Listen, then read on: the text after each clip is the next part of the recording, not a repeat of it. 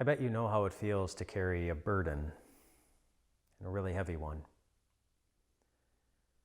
So did the Gershonites and the Merarites in Numbers chapter 4. In fact, it was their job.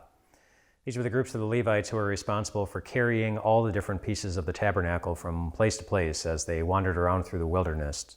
The posts and the curtains and the bases and the foundations and everything they needed to put it together again. And it was a burden, such a burden, that God described the job of the Gershonites as carrying a burden. He knew it was going to be hard work. He knew those pieces were going to be heavy. And you know what happens when a burden becomes too heavy?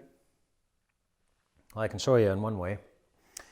Something like this. I don't know if you can see it, but this is a tent post from a tent that we purchased for our yard, just for our family to use for different get-togethers in our yard. And we set it up for a recent gathering, and we left it up overnight.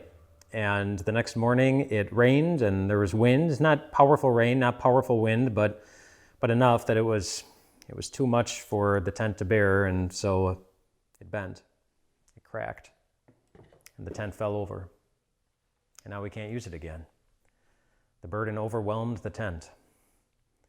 What does it look like when a burden overwhelms a person's heart, a person's soul? You know, in the Gospel of Matthew, when Jesus said, "Come to me, all who are weary and burdened," those are two different words. The word weary means no matter how hard you try, no matter what you do, the trouble keeps coming. And isn't that true in the world today? No matter how hard you try, no matter what you do, you turn on the news, you see your social media feed, you interact with different people, and the trouble keeps coming. You can't stop it. It's overwhelming. That's the word weary. We get tired of it. The word burden is a little bit different. The word burdened means no matter how hard you try, you keep not succeeding. You can't do enough. You can't do it well enough. It's the burden of regret. And I bet you have some of those regrets. And what are you supposed to do when those regrets get too heavy for you to carry? You listen to Jesus, who said, "Bring them to me. Come to me, all you who are weary and burdened, and I will give you rest." And how does he do that? By reminding you that the outcome of your life does not depend on your ability to carry a single burden, but entirely on his ability to carry the whole world's burdens.